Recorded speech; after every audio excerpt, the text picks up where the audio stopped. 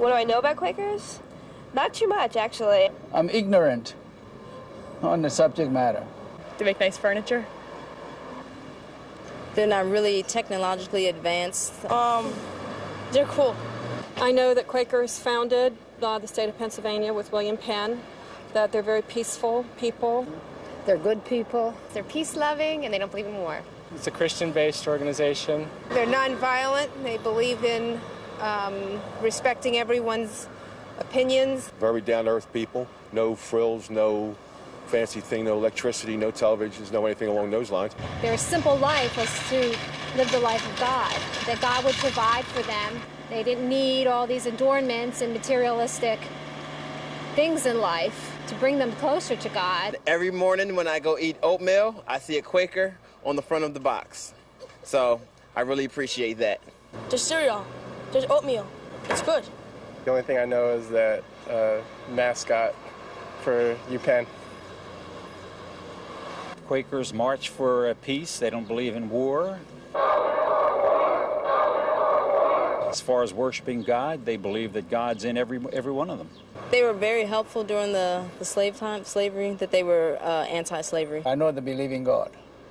And I know that they do tremendous social and humanitarian work. A lot of us could do well just to emulate them a little more than we do. The Quaker meeting, that it's a time of reflection and quiet and people expressing themselves as they feel, the spirit. I come here to be reconnected with God and to connect with the others in our community of faith who are doing the same thing. It inspires me, it guides me, it refreshes me, renews me to go out in the world, and it is the very center and the foundation for my being. It is just the very fabric of my life.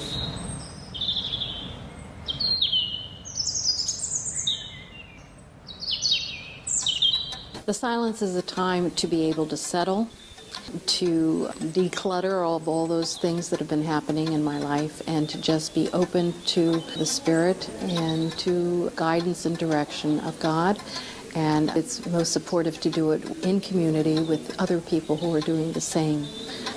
It's one thing to have just a relationship with God, but it's another to have a relationship in community with other people.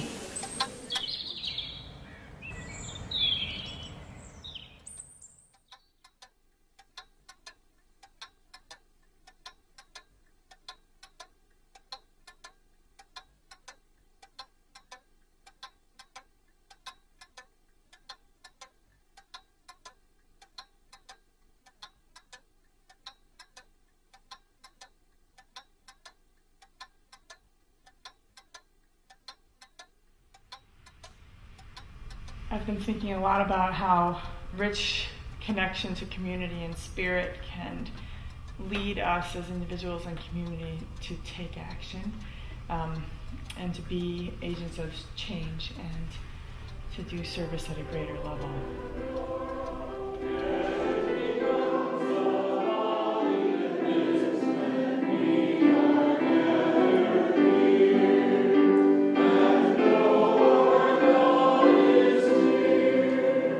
Everything that we do in life, we're either going up towards heaven or we're falling down again. We're what they call a semi-programmed Friends meeting. And that means that we do have a sermon and we sing some hymns, but we also usually have a big block, 20 minutes or so, of quiet prayer time or quiet worship.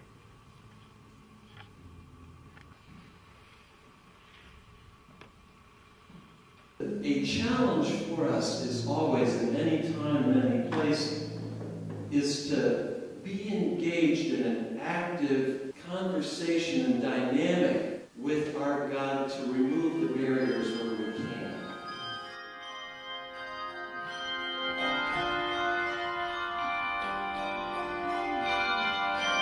So with humility, we watch with eyes that take on not only the physical realities that humanity faces, but the spiritual ones as well. We watch and we call out evil. We watch and we apply justice. We have an evangelical perspective. We really are attentive to Christ and Christ's presence here among us, as well as Scripture is important. gives us a center, our foundation based on Scripture. There will be earthquakes in various places and famines. These are the beginnings of birth pains. We want to allow a variety of space in our worship, so quiet, contemplative.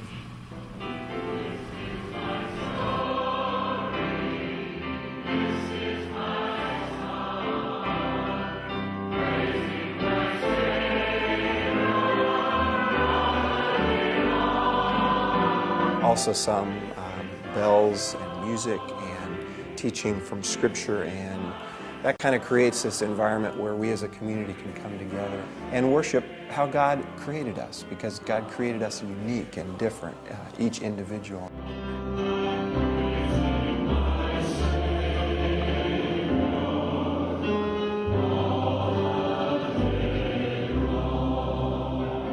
Friends Services Alliance, FSA, is a national professional association of values-aligned organizations that serve seniors. We support both staff and governing boards of CCRCs or life plan communities, home care groups, foundations, and others by providing professional services designed for our industry. This includes education and trainings, board and organizational development, compliance and risk management, and opportunities for collaboration. I'm a refugee from Laos.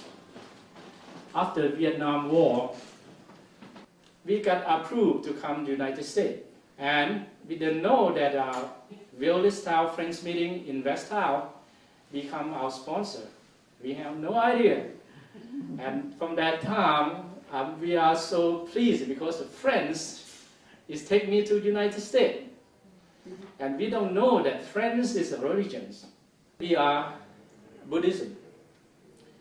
The way the Quaker do the worship is similar to us. And we sit down quiet. The person who talks is only the monk. When I get here, the hitman, they need a maintenance man. I have no idea what a maintenance man do. So they brought me here and applied the job. Miss Belly, she asking me to collect the clothes from the basement here that the resident give to her and put in the box and put in the bags. I asked Miss Belly, what do you do with these clothes? She said, they sent abroad. Oh, I said, Miss Belly, these clothes that you sent over from here to Laos, that's what I wear to school. She said, really? I said, yeah, I wear that clothes. A little bit big because we are small, but we can do the alteration to make it fit. So I wear that thing to school every day. That I don't know that clothes came from Friends or Quaker. I'm so proud. I'm so happy that the clothes came from Friends. Every morning I come, I see the resident face, good morning, came in, and that's my prize for my life.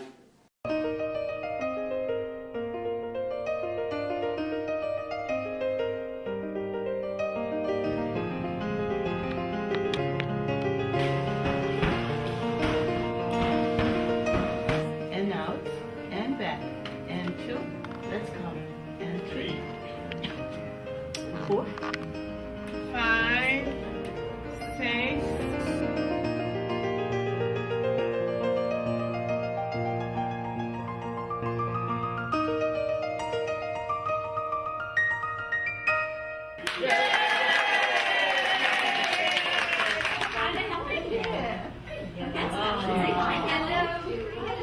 Cookies are fun. We like flour to make the Sprinkler, when you're a pirate, you should have a sword. Yeah, that's right. I forgot. I left it home. And your pirate ship? Way down on the river. I like the atmosphere that you can be independent and yet you're being taken care of anytime, night and day. I'm just so happy. I felt like the weight of the world has been taken off my shoulders because I found a place that my mother's happy with and that I have a lot of faith in. There's a value system, that a set of values that we live by that makes living in this community a very good experience. It's a good place. Yes, very, very caring people. And that has been really made us feel part of community very quickly. Because of the Friends' values, they will find a comfortable home that respects whatever their background is.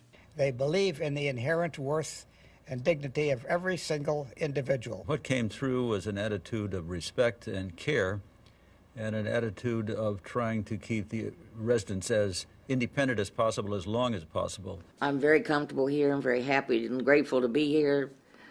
People are so kind to us, very kind to us. I think that employees understand we want them to engage in relationship building with the elders of this community in a way that feels like family.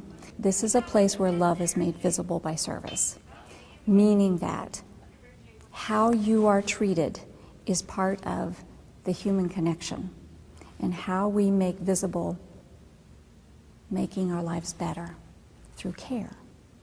You all are now employees of a Friends organization. We think you deserve to know more about Quakerism and what creates the set of values within which you'll be working. Quakerism began in the mid-1600s in England, and that was a very turbulent time. The Bible had only in the last decades become available to people to read. There was political and military and social upheaval in England. There were contests between Catholics and Protestants, and there were a lot of splinter groups, and Quakers were one of those splinter groups. And Quakerism was started by a man by the name of George Fox. George Fox, as a young man, was very troubled. And what came to him was that he didn't need priests or altars or stained glass windows or dogmas to help him find God or to learn directly from God, but that any person can have a direct experience with God, became a revolutionary idea, because it suggested at a very profound level that all of us are equal. This led to what's become a very familiar phrase in Quakerism of the belief that there is a spark of the divine or that of God in each person. Quakers began to use language that expressed their sense of equality. That led Friends to come to the clarity that it was absolutely untenable for Quakers to be slaveholders. George Fox believed and taught that people of faith should lead their lives today in ways that take away the occasion for wars, that ultimately can lead to a better world. You really become part of this tradition of trying to make the world a better place. And for you, it's making the world a better place for the seniors for whom you're caring. What can I do for you? Put me to bed. Put you to bed? Yeah. The issue of how to deal with people with dementia in a way that respects the independence and dignity of the individual challenges us each day. As a caregiver, you help residents reach their highest levels of functions. People at the age sometimes come with challenges, and dementia that people do not remember things. It doesn't mean again that they have lost their personality, just that they cannot communicate things the way they want to do. There are people like ourselves, they have basic needs, and sometimes they have it difficult to communicate what their needs are. But just by knowing the resident, you tend to sense what he or she really means, and you try to fill in that need. One of the basic things to do, knowing your resident, the communication piece, listening to them, just focusing at them, looking at them, listening to them. Note M-O-T-E. Respect of the resident is our number one goal. They are people of dignity.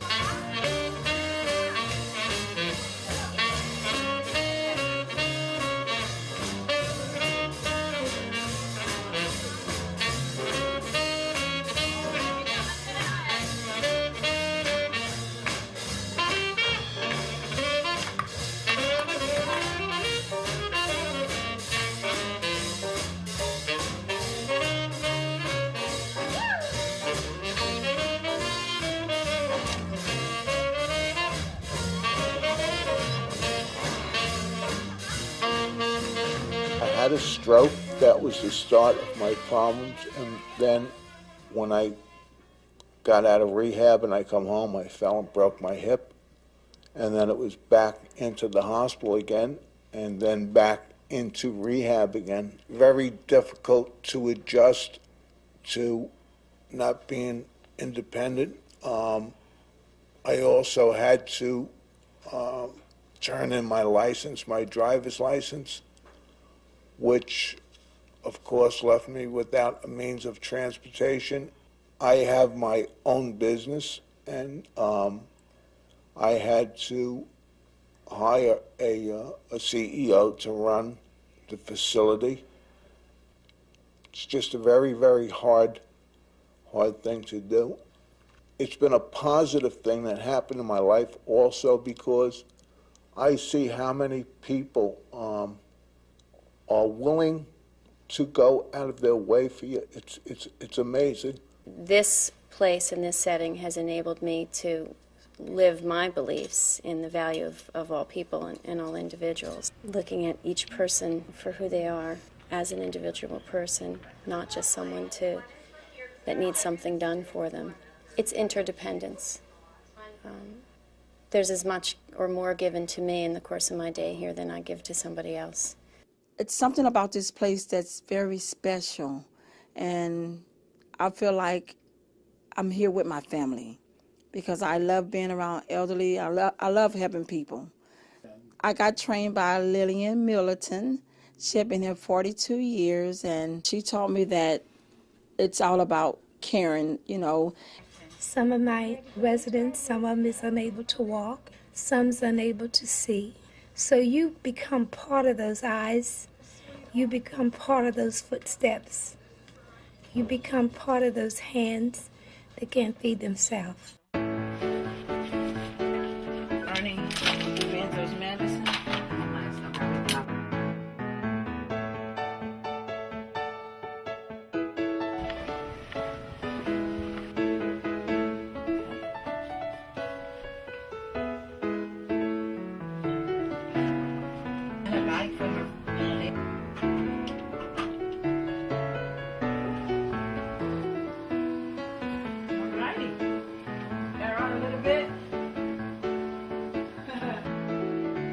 Are you ready for lunch?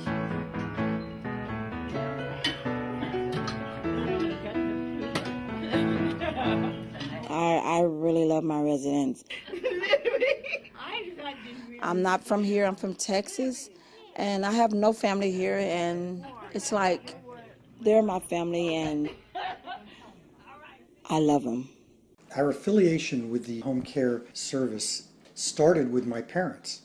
My mom insisted on considering a plan that would allow both her and my dad to stay in their homes as long as possible. My parents' experience with a care coordinator really made the difference. And the last thing we want to do is burden our kids with our health care needs. But I think the reason why this has made sense for us is because of its holistic approach. It's not just there for when we're ill or incapacitated. It's there to keep us healthy. So it's helped us to be thinking about how to stay healthy. Linda and I got to participate in an experimental program run by the organization, which actually was life-changing for us. So one thing we've done since we've cracked 60 is we've ramped up our exercise as a result of what we learned from the program rather than decrease it. The fact that the program is Quaker-based has had a significant impact on our decision to subscribe to this program.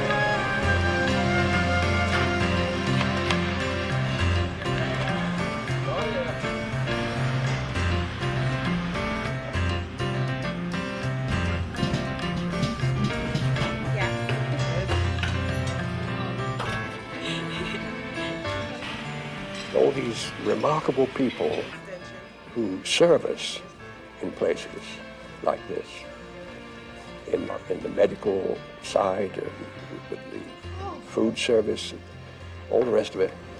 They make an enormous difference for us. It's almost like an extended family. God bless them, I say. They're wonderful.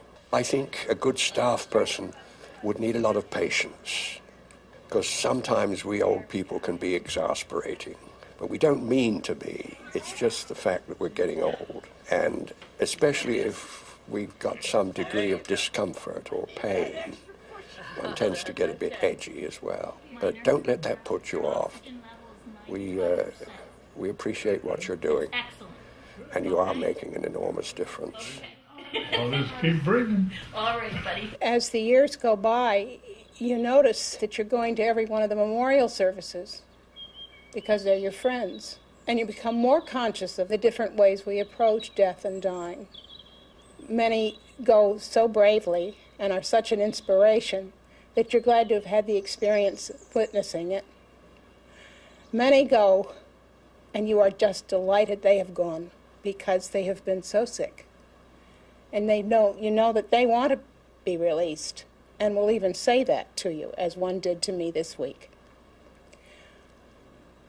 So you should realize when you work in a place like this that death becomes very familiar, not scary, frequently a friend, but very often a very present friend.